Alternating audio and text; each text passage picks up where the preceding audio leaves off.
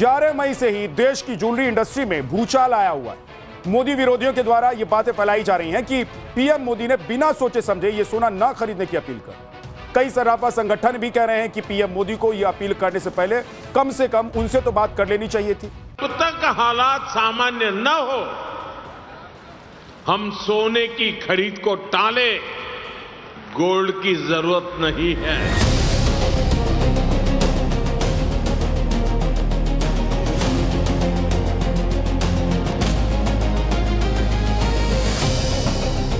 जहां संभव हो पेट्रोल डीजल का उपयोग कम करें।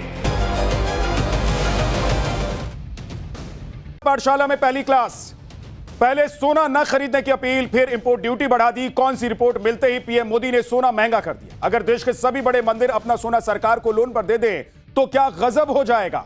भारत के हर घर में पड़ा है सोना। अगर लोग अपना गैर जरूरी सोना सरकार को ब्याज पर दे दें तो कैसे अमेरिका भी पीछे छूट जाएगा। जिस यूएई में सोने की खदान तक नहीं है, वो देश सोने का दूसरा सबसे बड़ा ट्रेडर कैसे बन गया, चौंकाने वाला चैप्टर आपको बताने वाला हूं। विपक्ष पीएम मोदी के हर फैसले पर सवाल उठा देता है और कई बार तो विपक्ष को रिएक्ट करने में 1 घंटा भी नहीं लगता, जबकि पीएम मोदी के साथ ऐसा नहीं। नरेंद्र मोदी कोई फैसला या अपील करने से पहले उसके बारे में सोचते हैं, समझते हैं, फिर उसके बाद सही वक्त पर फैसला लेते हैं। चाहे उसमें कई घंटे लग जाए, कई दिन लग जाए, कोई फर्क नहीं पड़ता है, लेकिन एक बार सोच समझकर ही मोदी फैसला करते हैं। पीएम मोदी कोई अपील या फैसला करने से पहले उसका कंप्लीट होमवर्क भी करते हैं और जब पीएम को भरोसा हो जाता है कि उनके उस फैसले या अपील से देश का भला होगा, देश के 140 करोड़ जनता का फायदा होगा, तो उसके बाद ही वो उस फैसले पर मुहर लगाते हैं। 11 मई से ही देश की ज्वेलरी इंडस्ट्री में भूचाल आया हुआ है। मोदी विरोधियों के द्वारा ये बातें फैलाई जा रही हैं कि पीएम मोदी ने बिना सोचे समझे ये सोना न खरीदने की अपील कर। कई सराफा संगठन भी कह रहे हैं कि पीएम मोदी को यह अपील करने से कम उनसे तो बात कर लेनी चाहिए थी, क्योंकि ज्वेलरी इंडस्ट्री कोई छोटी मोटी इंडस्ट्री नहीं है। इससे करीब 50 लाख लोगों की रोजी रोटी जुड़ी हुई है।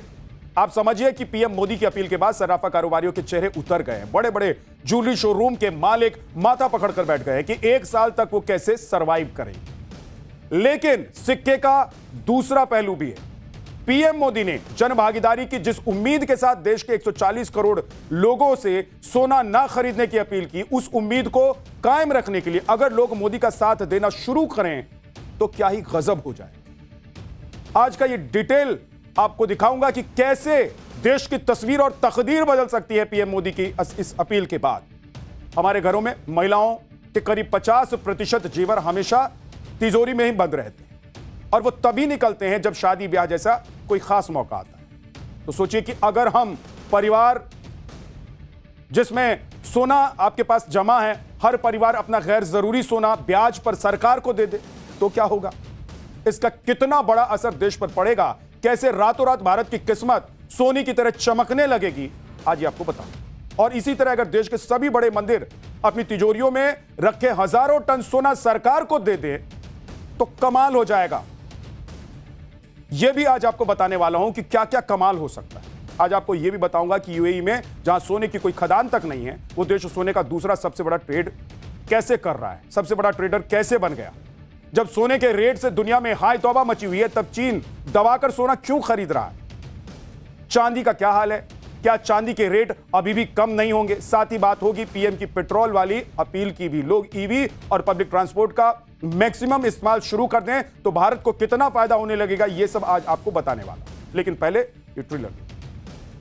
जब तक हालात सामान्य न हो हम सोने की खरीद को टालें, गोल्ड की जरूरत नहीं है।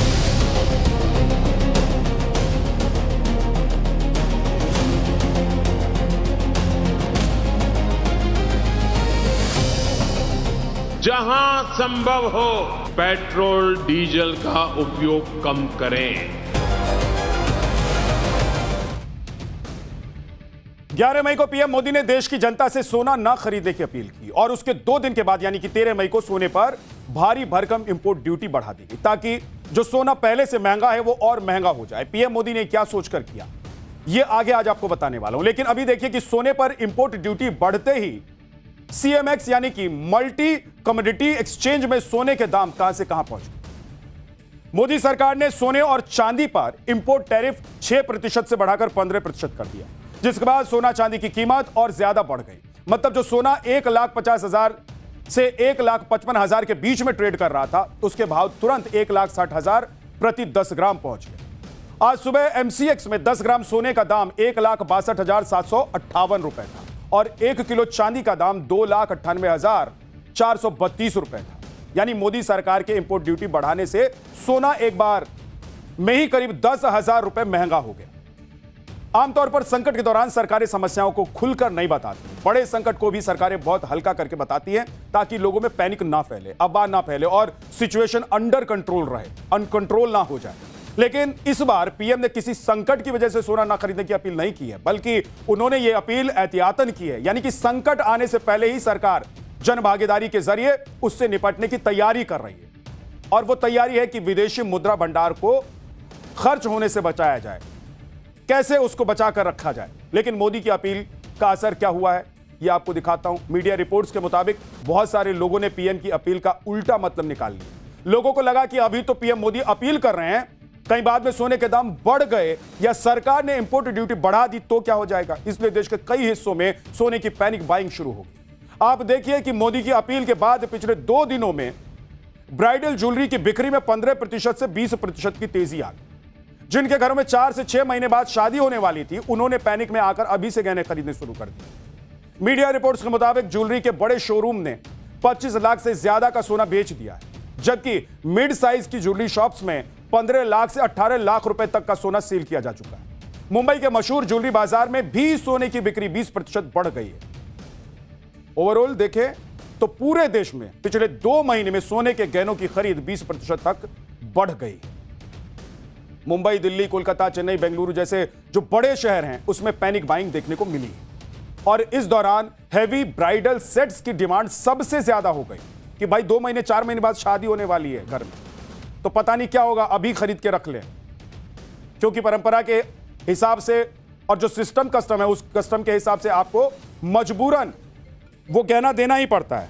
आपको देखना ही पड़ता है कि गहना हम अपने शादी ब्याह समारोह में एक दूसरे को देंगे ही, इसलिए लोगों ने खरीदना शुरू कर दिया अभी से। मतलब लोगों ने पैनिक में आकर सोने के गहने खूब खरीदे, खासकर शादी ब्याह वाले जो परिवार हैं।